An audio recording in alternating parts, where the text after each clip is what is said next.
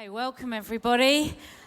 We have been looking for this whole year at God's big story and really thinking about how our stories are linking in or following his story.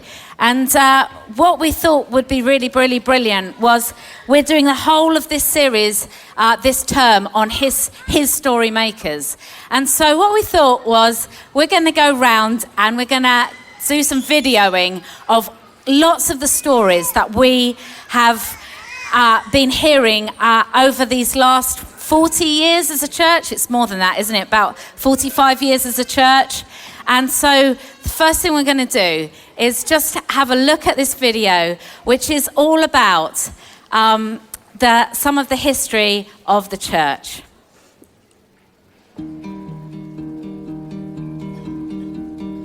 We used to go down to Littlehampton Baptist Church. And after a time they said, well, why don't you start something in North Rustington? You need an evangelical church in North Rustington. So we said, well, that's great.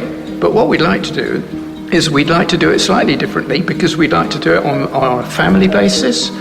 And so we'd really like to live in community. So we thought, well, why don't we try and find a big house that we can live in? But that didn't work out. But what we felt was, well, let's all live in the roads nearby, and then we'll meet in the local hall. So we started with about 25, 30 people. Well, then it grew to about 50 or 60 people. Do you remember when Kevin Prosh came as well? Yes. Because I remember being in here, and that was one of my first real experiences of like meeting God in worship, and in free such worship. a free worship. Yes. It was absolutely amazing. We packed out that little hall, and we thought, well, what next? We started like a really small event called Cutting Edge. I remember you and Stu inviting me to be a part of that and help lead worship a little bit. Very first one was in Angmering. I don't know, how many people do you reckon? 70 or 80 people? I think so. We thought we made it, didn't we? Yeah, really? it was massive. It was massive. We turned the lights down. All I remember was we just went for it. We just like worshipped so passionately. It was very simple. We didn't really have any technology or screens it was pretty dodgy, wasn't it? Yeah. We did it for every month for 5 years, didn't we? Mm. Every month it would grow and grow and grow, and God would be doing more and more stuff, and lives were being changed, and I think we realised we were part of something really special, weren't we? So Arun Church meets here in the academy. And you've been part of that journey about meeting here as a church. Just tell us a little bit about that. Well, when I was in London, came down to do various things, including Cutting Edge in the old sports hall. Then sitting as a governor, recognising that the church was desperate to be involved somehow, but there was a few barriers there, and we were slowly as governors, come on, trust them, they're okay, and other churches getting involved as well. And then suddenly the new build, a new ethos, a Christian ethos behind the school, saying, yeah, what can we do together for the better of this community?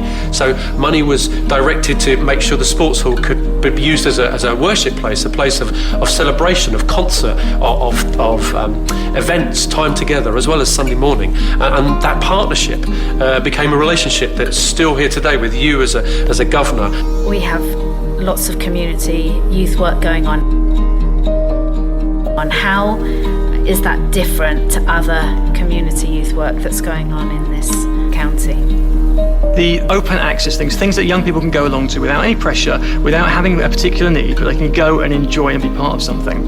And that's exactly what we do as a church really, really well. We provide excellent opportunities for young people to bring their friends, whether it is a youth worship night or an event for young people to learn about Jesus, or actually just a general concert or a place to come and be safe and play pool with their friends. So as a church, Arun partners with Links. I love taking teams out places because it sounds like a cliche, but it genuinely is life-changing. When people go out and they see things and they are inspired by the communities that we connect with, more often than not, they'll come back and they'll say, I've received way more than I could ever give. And so when we come together, there's this beautiful cross-pollination that happens where I have strengths that they don't have, they have strengths that I don't have, and together we're able to make a difference. So Tim, here we are at this beautiful place, Wiston House. This sometimes is absolutely full of people at Big Church Day Out. At the minute, like, there's nobody here, just us, but tell us the story about Big Church Day Out. How did that happen?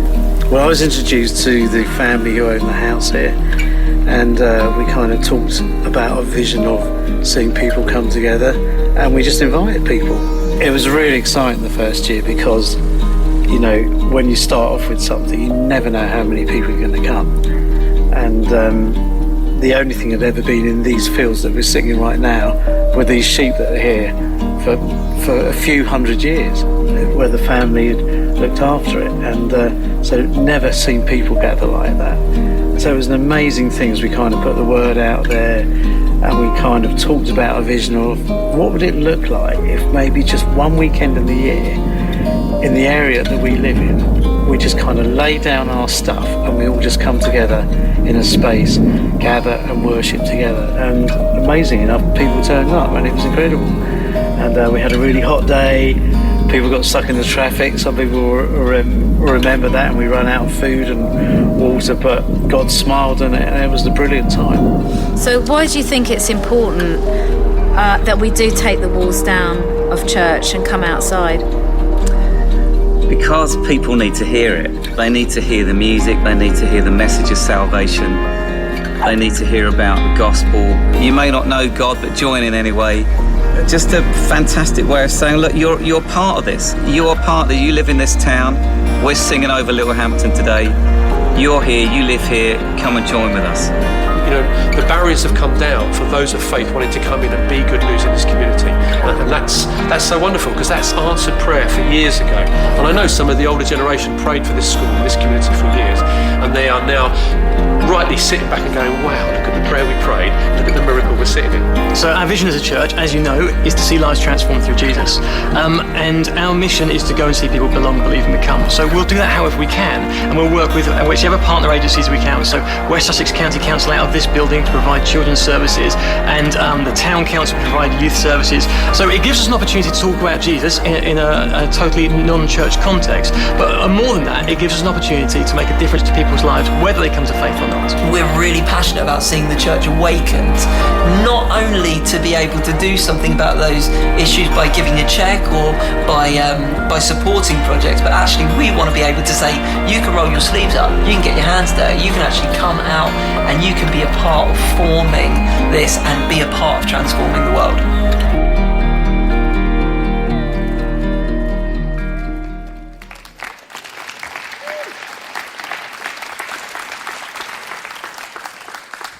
So those are just some of the stories of the last 47 years. And I have to say, those are only part of the stories of those stories. And think about how many more stories there are over these 47 years that have absolutely changed people's lives and transformed this community. So many stories. So we want to say thank you, God, for what you've done. Thank you, God, for what you've done in our history. It's amazing what God has done with just a small group of people like us. Look what he's done. Amazing. But of course, we don't want to live in history, and we don't want to live off those old stories. We're so grateful for them, but we're not living in that place. We want to look forward. We want to say, God, what stories do you have as we move forward? What transformative things do you want to do, God, as we move forward? We're not going to just live on like, we were the delirious church. We're not going to live in that place. We're going to live in the knowing that God has so many more stories, so many more things that he wants to do as we walk into the future. And so there are two things that I see that run through as DNA and threads in our community, just through listening to that. One of them is worship. Worship is always going to be central to who we are. It's going to be what we live to worship God. We're going to worship him in our singing and in our lives, in the lifestyle that we choose, in everything that we do. We want to worship God. And so worship is absolutely running through our veins as a church and always will do. And the second thing is that we are a community on a mission. We are a missional community. That is in essence who we are. We're a community, we're a family. We don't see it as a business. We don't see it as like that. We're a family, we're a community together. And we are not just community, we want to give to our community. We want to be missional in every sense of the word, to overseas, to our local community, to our neighborhoods. In every way, we want to be giving out. Those are the two threads. They run through what we do.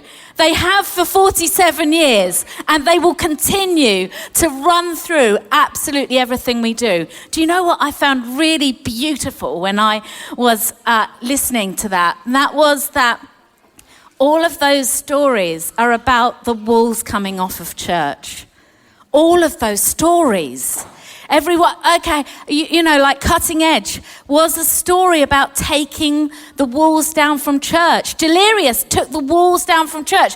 If we think about Big Church Day Out, it's about taking the walls down from church. If we think about Arun Youth Projects, it's about taking the walls down from church. CAP, it's taking the walls down from church. Everything that we do at Wickbourne, what do you think that's about? It's about taking the walls down from church. It's about spilling into our area. It's about everything that we are, just giving that into our locality, into the world, wherever that's gonna spill out. And so taking the walls down from church has been absolutely key in everything that we do. I was listening to, I saw something on Facebook this week, and it was this. If you have a cup of coffee in your hand and you're walking along and somebody bumps into you, what comes out of your coffee cup? Well, it's coffee. It's a very simple thing, right?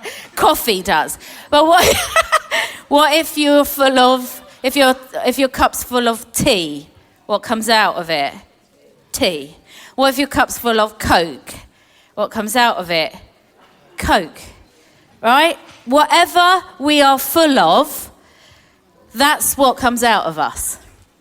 Whatever we are full of is what spills out of us. That is in essence what happens. I have to tell you, I went to a wedding yesterday, and I was doing it in Cornwall, so I had to take all my wedding clothes and things like that. So off I go to Cornwall, and I get up in the morning. Now, I was wearing a dress, right? That means that you need those tummy tucker knickers, right? I need them all the time, really, but anyway, this dress particularly needed them. So anyway, I thought I bought my tummy tucker knickers, and so anyway, I got them out and realised that they were not mine, but they were one of my daughter's. And these tummy tucker knickers were size 8, and I am size 14, right? So I had to put them on. I mean, what was I going to do? I was taking the wedding, so I nearly killed myself putting on some size 8 tummy tucker knickers. Right, well, this is okay when you're standing up, all right, because they kind of come up to here. But as the time went on, as the day went on, they sort of roll down, right? And so it looks as though you have like a rubber ring around your waist. So I just put my serviette over me, and I think I managed it. But what I'm saying there is that whatever you are full of, you can't keep it in, all right? It's going to come out. And you can try the best you can with your size 8 knickers, but it is not going to help in the long run. Whatever we are full of comes out of us, and especially when we're knocked, especially when somebody knocks into us, especially when we're knocked in life, what is in us comes out. I have got this I've talked to you before about this guy called Tom Mills. Tom Mills he works for Tim, and he's 39 years old. He's got 2 little girls. He goes to a church in Bognor. And about 5 or 6 weeks ago, he was diagnosed with liver cancer, advanced liver cancer. And Tom Mills, when he got knocked, I'll tell you what came out of him. It was faith. It was a joy. There was kindness in him. There was kindness in him as I went and spoke to him, and we prayed together and spoke together. And there was such kindness in him. There was a peace in him. Tom Mills is one of the most amazing people that I've ever met. In this place, in his life, at 39 years old, being told that he has advanced liver cancer, he was knocked. What came out of him was absolutely beautiful. And so what we are full of is what comes out of us. What we are full of as a church is what will come out of us. It's no good me, in some ways, saying, this is what we're going to do. This is Vision Sunday. We're going to do this. We're going to do that. What's our vision? It's what is here will come out of us. It will come out of us in our families. It will come out of us in our community. Whatever we are full of in here is what's going to happen. It's what's going to flow out into our community. I like to think that I've got a jug here, and that story that Ryan told was about jugs and about I don't want to be a container that just gets full up. I want to be like a jug that gets full up and pours out. That gets full up and pours out, keeps pouring, just like that lady who got so full of, her pots were so full of oil, and they just kept flowing out. And so that we become full of God, and that flows out of us. I'm just going to read at the end of, and then we're going to make a response. But I'm just going to read what is our vision then? What's our vision as a church? What are we going for? I think so much of it is said in Isaiah 58. It says, what I am interested in seeing you do, this is, Isaiah writes this, is sharing your food with the hungry and inviting the homeless poor into your homes and putting clothes on the shivering ill-clad and being available to your families. Do this and the lights will turn on, and your lives will turn around at once. Your righteousness will pave your way, and the God of glory will secure your passage. Then when you pray, God will answer. You'll call out for help, and I'll say, here I am. A full life in the emptiest of places. If you get rid of unfair practices, quit blaming victims, quit gossiping about others, people's sins. If you're generous with the hungry and start giving yourselves to the down and out, your lives will begin to glow in the darkness.